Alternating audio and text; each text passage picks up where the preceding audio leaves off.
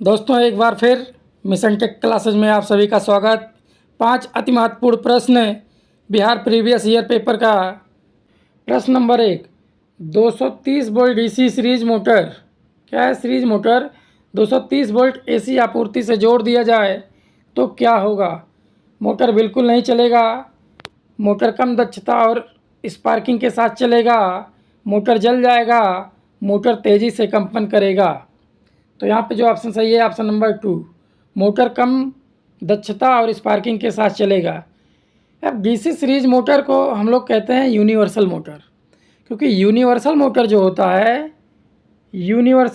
होता है वह एसी और डीसी दोनों चलता है, एसी और डीसी से दोनों से चलता है, इसलिए एसी और डीसी दोनों से चलेगा। लेकिन जब एसी सप्लाई दिया जाएगा तो यह मोटर कम दक्षता और स्पार्किंग के साथ चलेगा, क्योंकि डीसी सीरीज मोटर में कुछ मॉडिफाई किया जाता है एसी से चलाने के लिए, एज ए यूनिवर्सल मोटर बनाने के लिए। तो यहाँ पे ऑप्शन नंबर 2 सही है। अब क्वेश्चन नंबर 2, एक ट्रांसफार्मर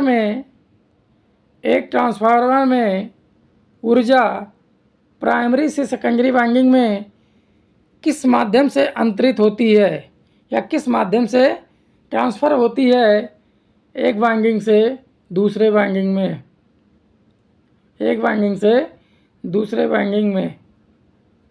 तो ऑप्शन है लीकेज करंट, चुंबकीय फ्लक्स, हवा, लीकेज फ्लक्स।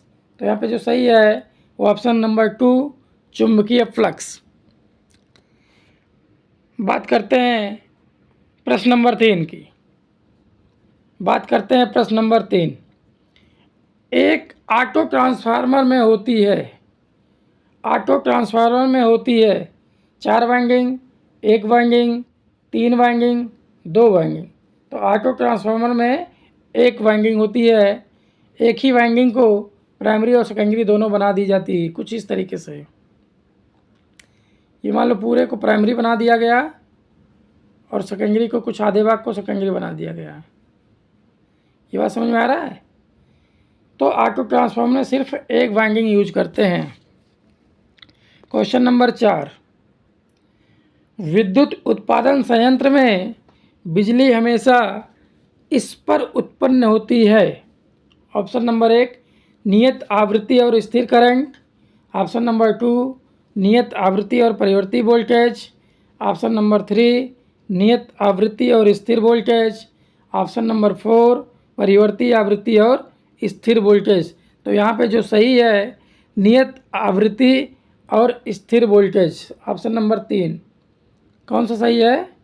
ऑप्शन नंबर 3 नियत आवृत्ति और स्थिर वोल्टेज। अब बात करते हैं क्वेश्चन नंबर 5। इम्पोर्टेंट क्वेश्चन है, सिंक्रोनस गति के लगभग, इम्पोर्टेंट क्वेश्चन प्रश्न नंबर 5, सिंक्रोनस गति के लगभग 75% गति से अपकेंद्री स्विच ऑक्सिलरी वाइंडिंग को लाइन सप्लाई से अलग कर देता है। लाइन सप्लाई से क्या करता है? अलग कर देता है। और स्प्लिट फेज इंडक्शन मोटर निम्न में से किस पर चलती है। अब बात करते हैं, अगर कोई मोटर है इस तरीके से, ध्यान दीजिएगा, ये है रनिंग वाइंडिंग, ये है स्टार्टिंग वाइंडिंग, ये है सेंट्रीफ्यूगल स्विच,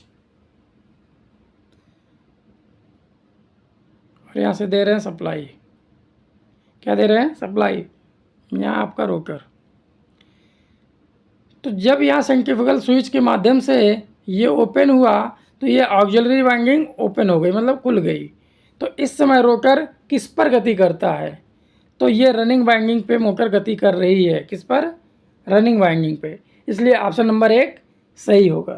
तो रनिंग वाइंडिंग पर यह मोटर चलती है जब ऑक्सिलरी वाइंडिंग ओपन हो जाती है।